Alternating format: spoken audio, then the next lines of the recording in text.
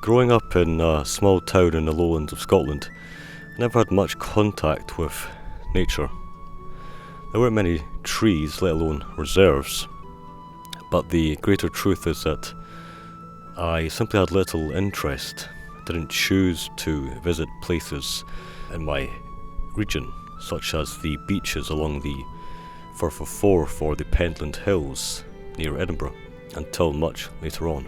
Instead, quite like the episode in the life of author C.S. Lewis, who had the revelation in his brother's garden diorama, I first became truly aware of nature through artistic representations of it.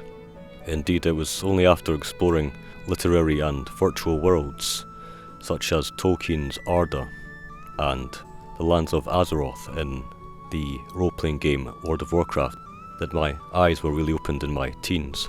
Those creations and others really inspired me to step outdoors and volunteer for nature. And later on, when I moved to England, they motivated me to study wildlife ecology and countryside management over 5 years and work in ecological consultancy. Most recently, I thought of these creations during my studies in moving to the humanities, completing a Masters in English Literature by Research thesis on the subject of Earth-centred sacrality in the fantasies of Lord Dunsany and J.R.R. Tolkien. Of particular concern to me then are the stories we tell ourselves about our place in the world, on Earth. We can't recall that we're part of the natural world if we believe ourselves separate from it. It isn't possible for humans to make a home of the built environment, the urban environment, when the buildings and sculptures we erect no longer revel in traditional ideas of beauty such as natural motifs. Not to mention the fact that most of our light flooded and sleek and leafless structures fail utterly to accommodate non-human animals. And we're not likely to value nature intrinsically when, even those studying in fields such as ecology, ethics and literature, think of nature in unhelpful ways, such as a resource for human manipulation or a mere artifact of the human mind. We must address these issues if we are to become ecological citizens. An important ecocentric word I often think about is the word thither. For me, thither means walking with or upon the earth, not seeking to transcend it or trample it. Our well-being, and just as important those of non-human beings, depends on our retaining within us the story of the earth as we go through life. To my mind, ecological citizenship can only really be achieved when we think in a similar manner to that of the wanderer in Samuel Taylor Coleridge's poem Fears and Solitude. With light and quickened footsteps thitherward I tend, remembering thee, O green and silent dell. To remember and respect the natural world is to be fully human. That's why I'd like to take a moment to recommend Byung-Chul Han's book, Non-Things, Upheaval in the Life World. In this book, Han argues that we are losing our attachment to the earth because of our valorization of information and our desire for unimpeded progress, limitless progress and growth. He asserts that we are living in what is rapidly becoming a transhuman and post-human age.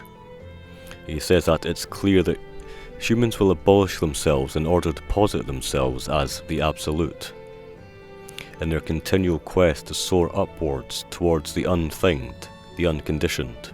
A better relationship with the earth, he suggests, and I suggest, rests on the recovery of the magic of things, for things provide resistance in our lives, instill a sense of earthiness, and ensure that our living spaces are adorned with the vital parts of the ecosphere upon which we utterly depend. To end, I'd like to promote the work of an important organisation. Perhaps unsurprisingly, I've chosen the Ecological Citizen. In 2022, I expressed some of the ideas I've expressed here in an article for the journal. This led to conversations with Patrick Curry, the editor-in-chief of the Ecological Citizen, whose research papers and excellent book, Enchantment, Wonder in Modern Life, informed my thesis and led to my undertaking one of Patrick's courses on enchantment. It was really through this continued engagement with members of the journal that led to my applying for a publicity role, an outreach role, which later morphed into helping with the editorial process, which I'm grateful for. The Ecological Citizen is an important centre for ecocentric learning and wisdom.